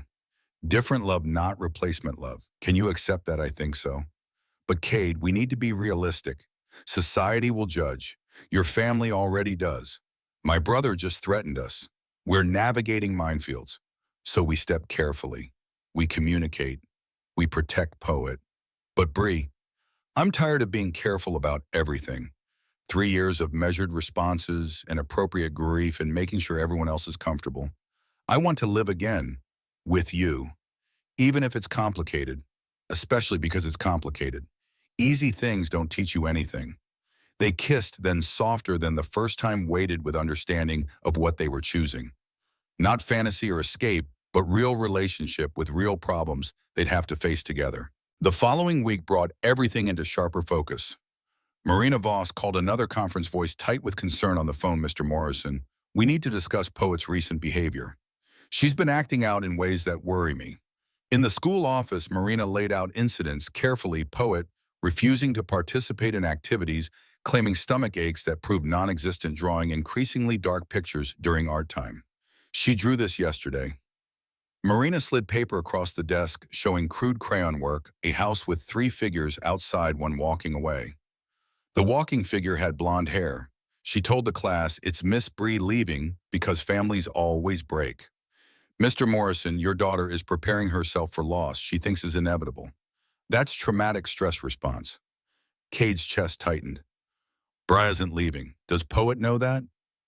Because children need certainty, not adult ambiguity.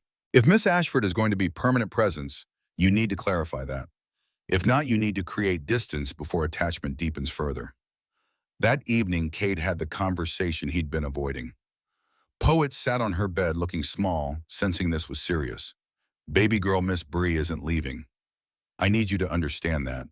But nothing's forever. You said so when Mommy died. That sometimes people leave even when we don't want them to." The words destroyed him because they were his own, spoken in early grief when explaining death to a 3-year-old. "You're right that I said that. And it's true sometimes people leave. But Mommy didn't choose to leave. She got sick and died. That's different from choosing to go away. Miss Bree is choosing to stay.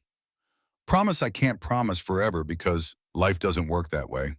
But I can promise we're not asking her to leave. She's part of our family now if she wants to be. Is that what you want more than anything?" Poet's voice came small but certain. "Then help me show her she belongs here. Can you do that? I can try." Later, Bri joined them for bedtime routine that had become tradition. Reading together, Poet between them, story about found family that hit differently now. "Miss Bree, you going to be my other mommy?" The question came during page turn, innocent and devastating. Bree looked at Cade, saw him nod slightly, permission to answer honestly. "I'd like to be, if that's okay with you. But Poet, I'll never replace your first mommy. She'll always be special and important." "I know, but can I have two mommies? One who's in heaven and one who's here. You can have as many people loving you as your heart can hold. Then I want you to be my here mommy. The one who braids my hair and reads me stories and makes Daddy smile real smiles again. Deal, I'll be your here mommy." After Poet slept, they didn't go downstairs. Instead, they stayed in the hallway outside her room, processing weight of promises they just made. That was big. Cade's voice held awe and terror equally. "That was everything. Cade, are we really doing this? Becoming a family officially? I think we already are. We're just acknowledging it now. Your family will have opinions. My family will adjust. Everly's coming around," she texted earlier, asking if we're serious. I told her yes. "Dad's already planning how to welcome you properly. The rest is just details." Nothing about this is just details. But Bree was smiling, small expression that grew as reality settled. "We're really doing this, building something real. We really are. No more talking about leaving. No more 1-month timelines. You're staying because we both want you here." Agreed, agreed. They kissed against the hallway wall like teenagers, careful to stay quiet so they wouldn't wake Poet, but unable to stop touching now that permission had been granted. When they finally pulled apart, both were breathing hard. Boundaries are getting blurry. Boundaries are gone. We crossed them the moment we admitted feelings. Now we just figure out what comes next. What does come next? They moved downstairs, settled on the couch with careful space between them. Habit from weeks of denial, hard to break immediately. "I think we should tell people. Make this official and public. Stop hiding like we're ashamed. Are you ready for that? The judgment, the gossip, the assumptions. I'm ready to stop caring what others think. Bree, I'm 35 years old. I've built a successful company, survived losing my wife, raised a daughter alone. I've earned the right to choose my own happiness. If people have problems with us, that's their issue, okay? Then let's tell people. Your family, my friends, everyone who matters. There's something else." Cade's tone shifted, becoming more serious. "You should move out of the guest room." Bree's stomach dropped. "I thought move into the master bedroom. With me, if you want. No pressure, but Bree, I don't want to date you while pretending we're just roommates. I want you in my life completely. Is that too fast? It's terrifying and perfect, and yes, I want that." They didn't move that night too much, too fast. But the decision had been made. They were no longer dancing around possibilities. They were building something real, choosing each other despite complications, trusting that love might actually be enough. Outside, December wind rattled windows. Inside, two people who'd found each other through crisis decided to stop fighting what felt inevitable. They would face judgment together, navigate complications together, build family together. It wouldn't be easy, but nothing worthwhile ever was. December brought public declarations that felt like stepping off cliffs without knowing if ground existed below. Kate announced their relationship at the Morrison Tech holiday party, not dramatically, just introducing Bri as his partner, rather than an employee hand resting on her lower back, with possessive certainty that left no room for misinterpretation. The silence that followed lasted 3 seconds too long.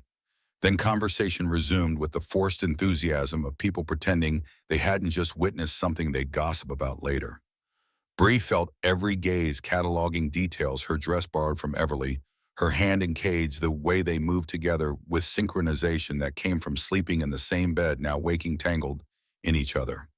Hudson Tate materialized with champagne and malice. Well, making it official. How modern of you, Morrison. Tell me, does HR know the boss is sleeping with staff? HR approved our relationship disclosure weeks ago, all completely above board. Cade's voice stayed level board, even like Hudson was mildly annoying insect rather than threat. Of course. I'm sure there's no conflict of interest when the woman you're fucking designs your company's public face. That's enough. Bree stepped forward before Cade could respond, voice sharp with controlled anger. Mr. Tate, my work quality speaks for itself. The rebrand exceeded projections by 40% in customer engagement metrics. If you're threatened by Morrison Tech's success, perhaps examine your own company's failures, rather than manufacturing scandal where none exists. Hudson's smile turned vicious. Spirited. He likes them spirited. Tell me, Miss Ashford, what's your exit strategy when this arrangement ends? Back to park benches. The cruelty landed like physical blow. Several nearby conversations stopped people turning to witness the confrontation. My exit strategy is continuing to excel at my job, regardless of personal relationships. But Hudson, she leaned in slightly. Attacking someone's past homelessness says more about your character than mine. Enjoy your evening. She walked away with dignity. She didn't feel Cade following after one final glare at Hudson that promised future consequences. In the coat check area, Bree's hands shook as she retrieved their things. That was humiliating. That was you being magnificent. Bree, you shut him down completely. Half the room is probably composing tweets about it right now.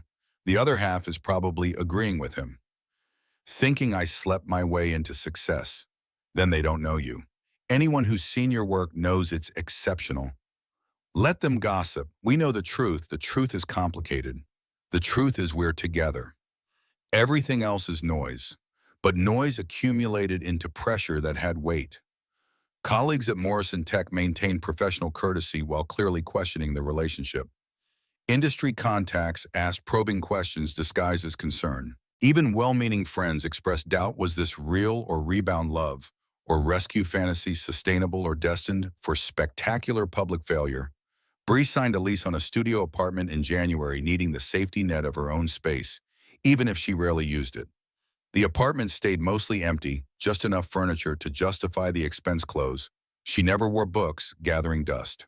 She spent 6 nights a week in Cade's bed, waking to his warmth and Poet's early morning invasions. But maintaining that other address felt necessary. Proof she could survive alone if everything collapsed. You're paying rent on the empty apartment.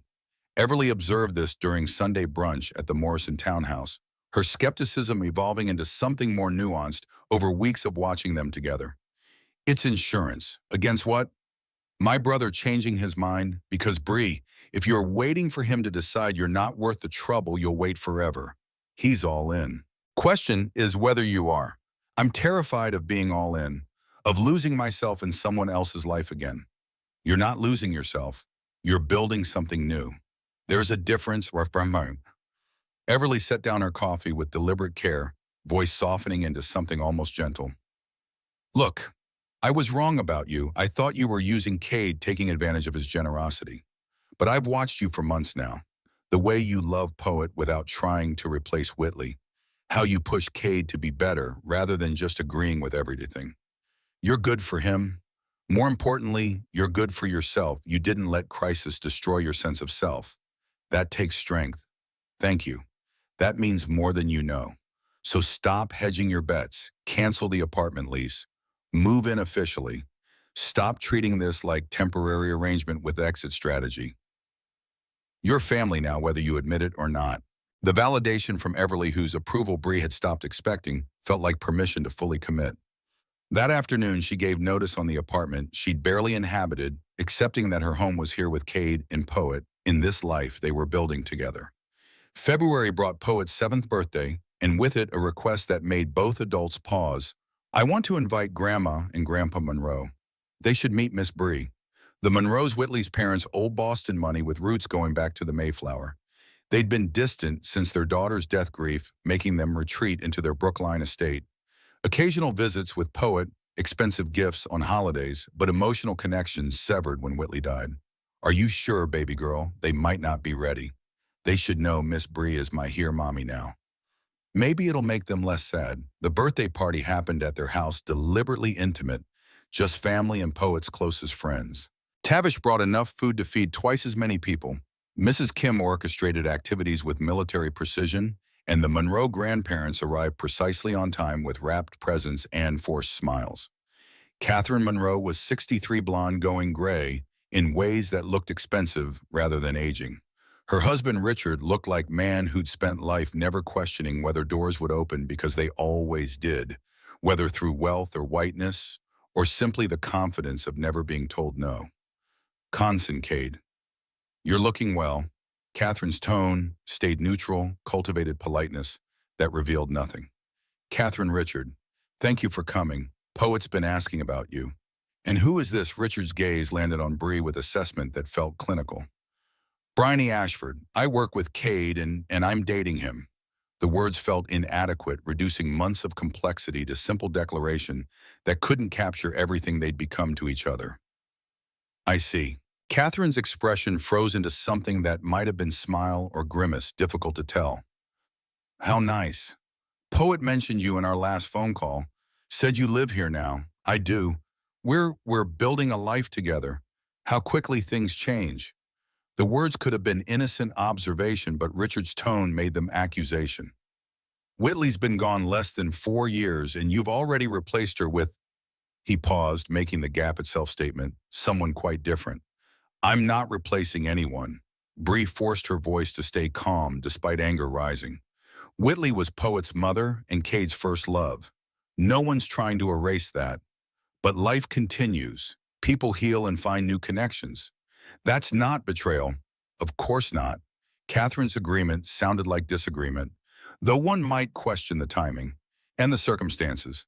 A homeless woman moving into our daughter's home feels rather opportunistic. Mom. Cade's voice held warning, but Catherine continued as if he hadn't spoken. We're simply concerned about Poet's welfare. Children need stability, not rotating maternal figures. What happens when this relationship ends? When Miss Ashford moves on to her next opportunity? It's not ending.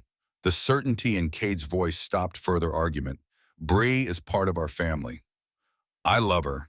Poet loves her. She's not temporary, and she's not opportunistic. If you can't accept that, you're welcome to leave. Tension crackled through the room until Poet appeared with the birthday cake demands, oblivious to adult conflict. The party proceeded with strained civility, Monroe's maintaining polite distance while clearly disapproving of everything Bry represented. Later, after guests left and Poet slept surrounded by new toys, Cade found Bree on the patio, despite February cold that made breath visible. They hate me. They don't know you.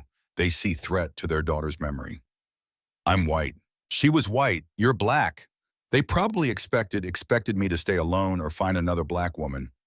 Yeah, I know. Whitley dealt with their subtle racism our entire marriage. They never quite approved of her choices. Then why do you let them see Poet? Because they're her grandparents. Because Poet deserves connection to her mother's family. Because I won't let their prejudice dictate our lives. He pulled Bry close, warming her against the cold. They'll come around or they won't. Either way, you're staying. We're staying. This is real and permanent and everything I want. Even with all the complications, especially with the complications. Easy relationships don't teach you anything about who you really are. March brought spring and unexpected support from surprising source. Larkin Wells invited them to dinner at his Beacon Hill brownstone, him and his husband Marcus, 20 years together, and still disgustingly in love, according to Cade's affectionate complaints. So this is the woman who transformed Morrison Tech's brand identity and apparently Cade's entire life. Marcus shook Bry's hand with warmth that felt genuine. We've heard so much. All good, I promise. Over dinner, Moroccan food. Marcus had spent all day preparing. Conversation flowed easily. Two couples, two interracial relationships shared understanding of navigating spaces where they didn't quite fit established categories. People assume we're together because of some fetish. Larkin said it casually, fork, pausing over tagine black, man, white man. Obviously, we're just acting out internalized racism or rebellion or whatever. Psychology Today article they've read never occurs to them. We just love each other. We get similar comments. Bree appreciated the solidarity. People think I'm using Cade for money or stability, that he's got savior complex. No one believes it's just genuine connection. Because society's deeply uncomfortable with relationships that cross established boundaries. Marcus refilled wine glasses with practiced ease, race, class, gender presentation. Anything that challenges norms gets reduced to pathology. You're not allowed to just be people who found each other. How do you handle it, the judgment? We stopped letting other people's discomfort dictate our happiness. Larkin leaned back, expression turning serious.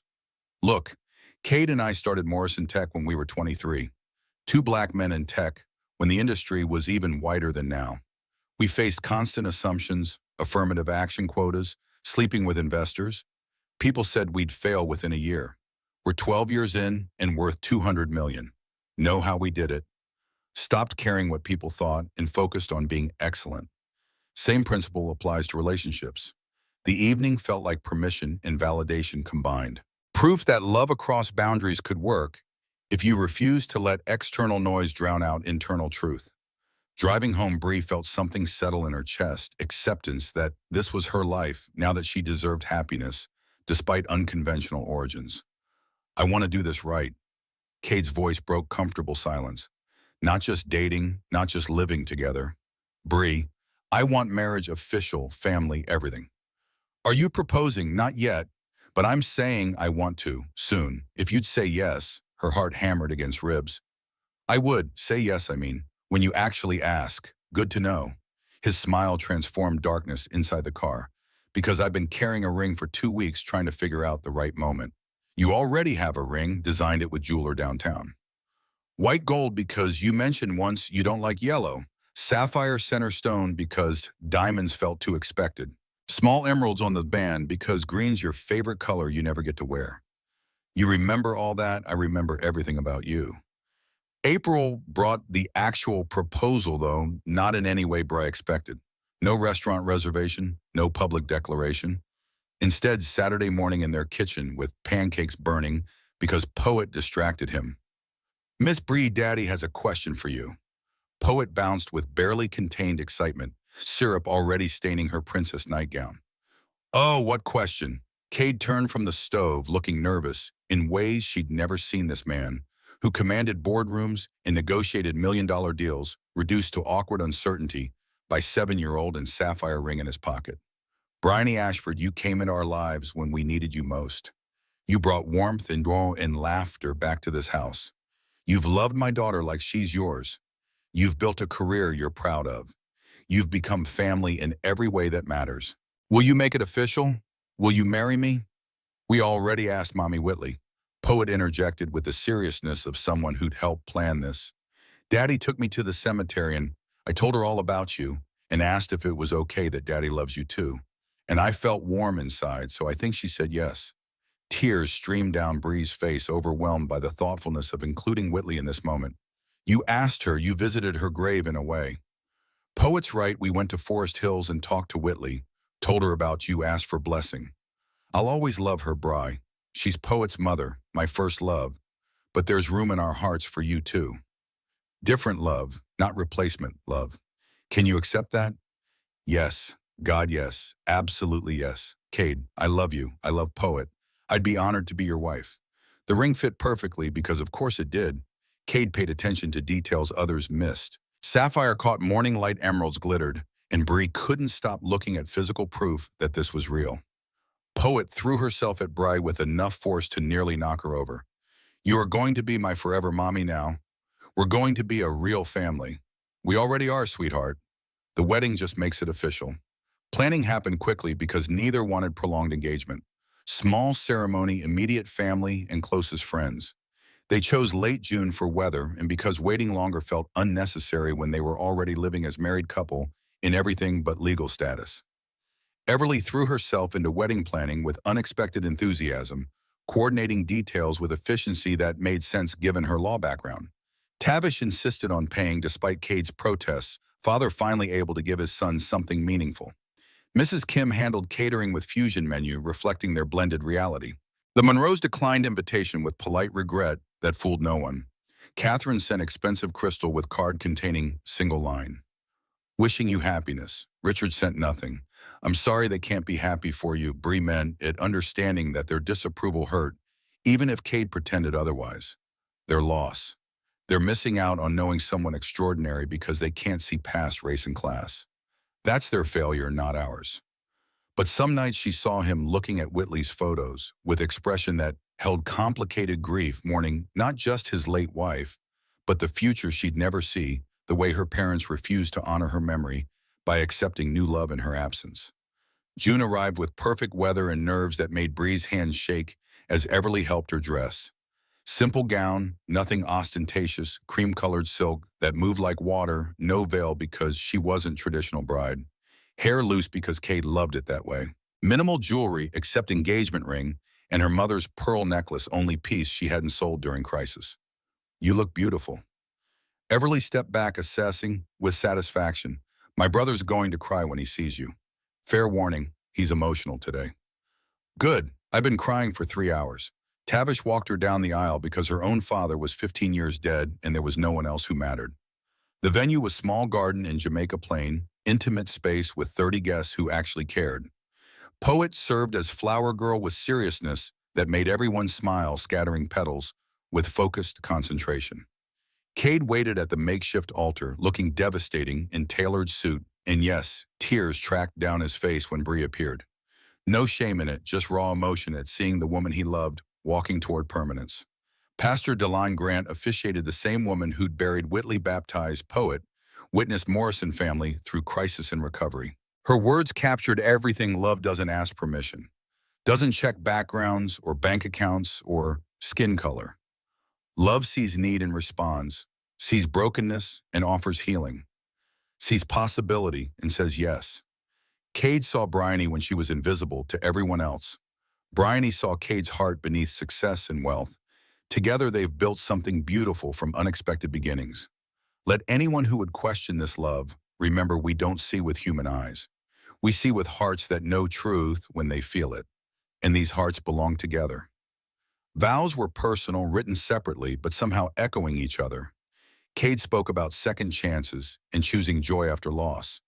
Bree talked about finding home in people rather than places. Both promised to honor Whitley's memory while building new future. Both vowed to love Poet as daughter regardless of biology. When Pastor Grant pronounced them married, the kiss lasted long enough that Poet stage whispered, "That's enough kissing, save some for later."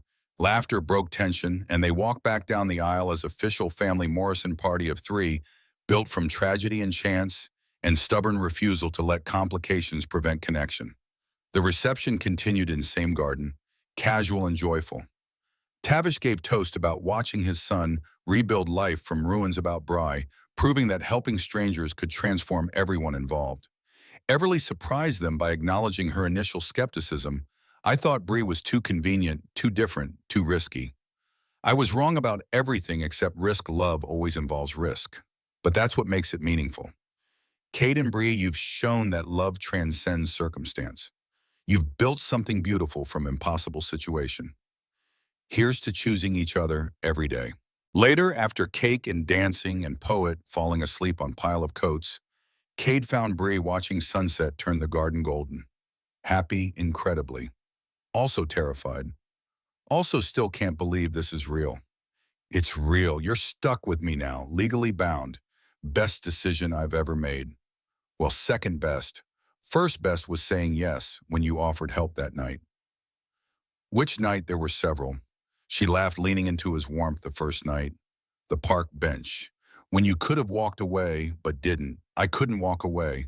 Poet asked me to help. How could I refuse? You could have done minimum. Bought me food, given me money, felt virtuous.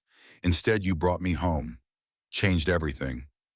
Because it was right. Because sometimes you meet someone and know they matter even before you understand why. They stood together as light-faded newlyweds, processing the weight of promises they'd made.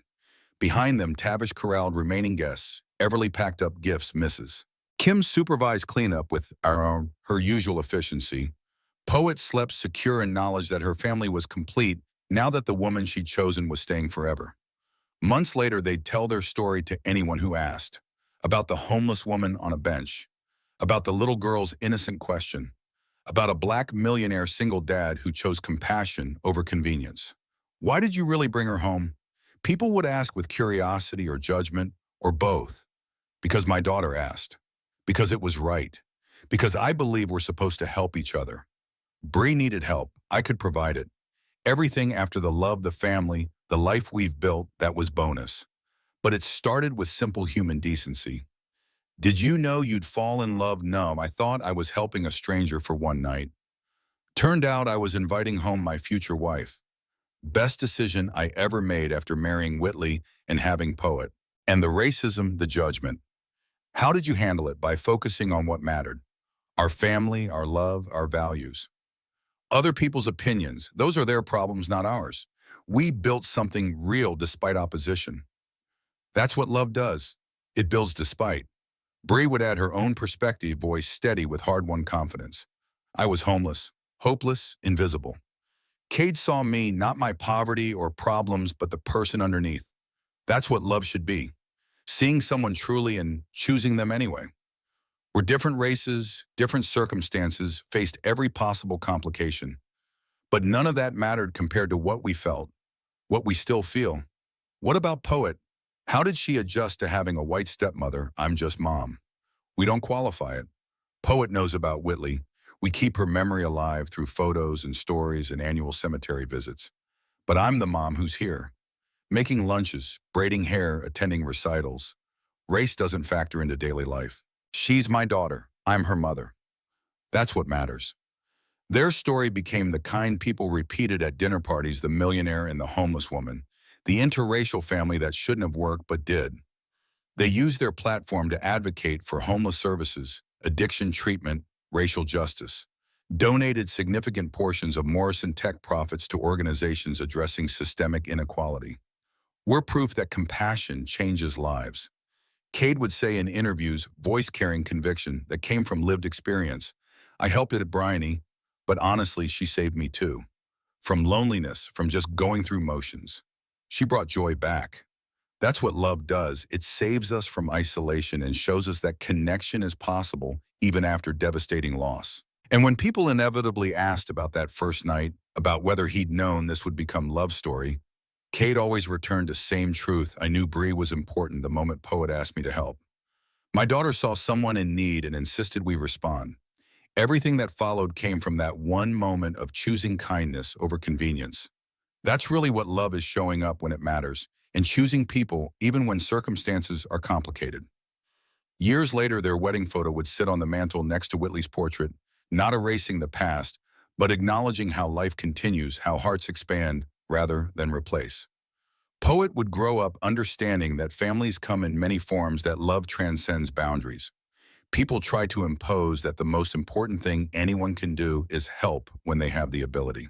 The story that began with November hold and desperate homelessness ended with warmth and permanence, and proof that sometimes the biggest love stories start with the smallest acts of kindness, that seeing someone truly past circumstance to soul is the foundation of everything that matters. That building something beautiful from brokenness is possible when you're brave enough to try.